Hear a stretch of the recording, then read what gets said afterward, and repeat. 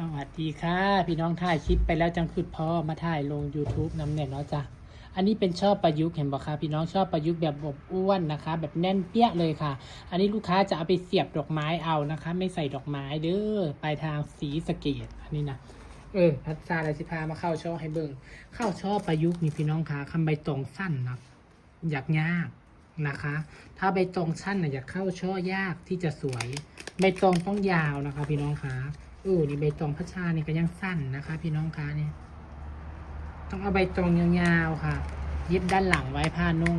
เย็บต่ำๆอย่าเย็บขึ้นสูงคำพี่น้องเย็บขึ้นสูงใบตองมันจะลังค่ะเทคนิคนี้เอาไปเฮ็ดตามพัชชาได้เด้อสำหรับคนที่ยังเข้าชอบประยุกต์ไม่จริงนะคะเข้าชอบประยุกต์แล้วมันยืดเกินไปมันยาวเกินไปมันไม่กระชับมันไม่อวบมันไม่อ้วนเอาเทคนิคพัชชาไปใช้ดูค่ะพี่น้องคะเพื่อพี่น้องจะหมักนะคะการเข้าช่อเนี่ยให้สวยให้งามนะคะมันจะมาเข้าปุ๊บปั๊บเนี่ยให้สวยให้งามด้วยมันยากพี่น้องคะมันต้องใช้ประสบการณ์นะคะ ต้องทำบ่อยๆนะคะ พี่น้องคะเห็นปะดึงให้แน่นๆค่ะเห็นปะใบตองต้องยาวใบตองตัดมาแล้วไม่เห็นเลยกับว่าได้เด้อค่ะแตกนะคะพี่น้องคะ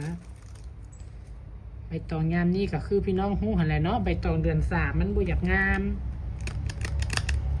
มันทั้งลมทั้งแดดดิมันบอกคือใบตองเดือน7เดือน8เด้เนาะ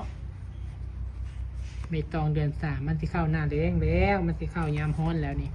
ขนาดเดือน3ก็ยังฮ้อนซำนี้เดือน4สิซำใดพี่น้องแดดเดือน3สินำ4แดดเดือน4สินำข่าแหละถึงเป็นใดจังสิฮอดเดือน5เมษายนต้นปีใหม่ค่ะใบตองยาวๆกับ4ใบตองกับ10บ่เสมอกันได้ป่ะนี่มันบ่ยาวนี่แหละใบตองก็ได้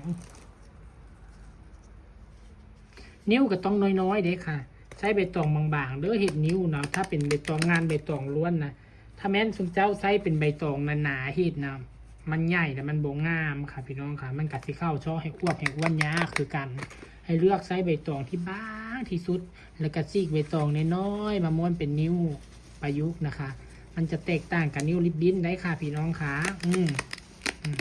เย็บลงไปบนต้องจานเรื่องเปลือกลูกสเตปเปอร์นี่ผู้ใดสนใจสเตปเปอร์ให้สั่งได้เลยไซส์ดีแท้ไซส์ดีว่าสเตปเปอร์สมเจ้าซื้อไปสิบผิดหวังสิบเสียใจสิบเสียความรู้สึกราคา250 บาทนี่บางคนอาจจะมองว่าแพงแต่ไปเทียบกับคุณภาพแล้วคือมันเลิศมาก2 4 6 8 10 11 12เทียบกับคุณภาพคือมันดีค่ะพี่น้องคะนะคะตะกี้อันแม่หลายคนก็ว่าโอ้คือแพงแทบจะบัดนี้ซื้อไปใช้ได้อันนึงแล้วซื้ออัน2อัน3อันนี้ถูกใจว่าซันพี่น้องถูกใจพัชชาเลือกสั่นอันดีที่สุดละมาคำพัชชาวดีก็คือวดีแหละคำพัชชาวบดีแล้วบดีที่แพงทำใดก็ยากคำมันบดีก็คือบดีนะคะแต่อันนี้ถือว่าเลิศสำหรับพัชชานะคะสำหรับผู้อื่นกับบรูคือกันค่ะใบตองบริเศษเดี๋ยวพี่น้องมึงค่อยไปซาวหาใบตองแป๊บนึง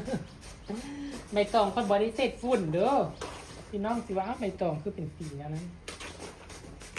ใบตองเขาบริเศษฝุ่นใบตองบ้งงามก็ให้พี่น้องเลย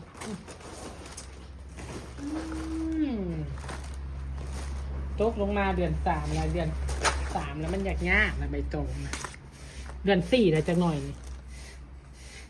ปฏิทินลาวได้2 4 6 8 10 12 13 13 นิ้วนะคะอันนี้เพิ่นจะไปเฮ็ดงานบวชพวกงานแต่งเดือน4นี่ก็งานแต่งหลายตกเล็กคีกนะคะคีกอยู่คู่นี้พ่อแม่เพิ่นว่าเนาะพี่น้องเนาะงานแต่งงานบวชให้ตกเล็กคีกงานมงคลนะคะคีกอยู่คู่นี้ตามโบราณเพิ่นว่าหั่นล่ะผู้เฒ่าเพิ่นว่าคีกอยู่คู่นี้นับตกเล็กคีกนี่งามบ่ค่ะยิบลงไปแบบนี้ละเอียดละออเลยค่ะบอได้ตัดแต่งเลยค่ะนี่ให้เบิ่งสดๆรู้เก็บชิ้นงานแบบนี้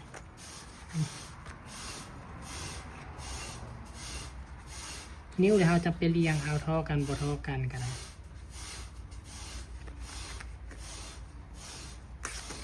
เก็บชิ้นงานพับเป็น3 เหลี่ยมนี่ค่ะ ประกบเข้าไปเลยเนี่ยแล้วก็ยิบด้านหลังไว้ใบตองบ่หุ้มซ้ำแบบนี้ตัดสั้นลายกับบ่หุ้ม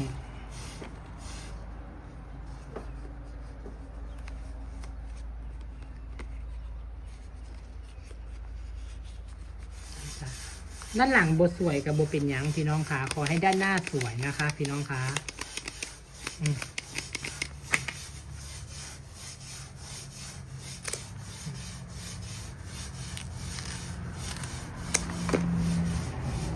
กับคู่งอพัชชาใส่ลวดลงไป2 เส้นลวดเบอร์18มันจังโค้งงอมันจังอยู่ทรงถ้ามันบ่อยากอยู่ทรงเลยพี่น้องก็ใส่ลวดเส้นเดียวค่ะงั้นเบิ้ลใบสีแม่เก้าแม่11เขาใส่เส้นเดียวได้อยู่แม่13แม่15แม่16นี่บ่ได้นะคะบ่งามบ่คะชอบมันกติกระซับกับซินแน่นเอากับมาแทกกันเบิ่งแบบนี้ว่ามันพอดีกันบ่มันเสมอกันบ่มันต่ำมันสูงบ่อันนี้เด็กต่ำเอากับมาริมตัวสูงออกเอาเวลาลูกค้าไปประกอบมันสิได้เสมอกันหนะพี่น้องเด็ดได้ละงามบ่คะแม่ใบสีนิ้วประยุกต์พี่น้องค่ะฝากกดแชร์พัชชาหน่อยเด้อค่ะ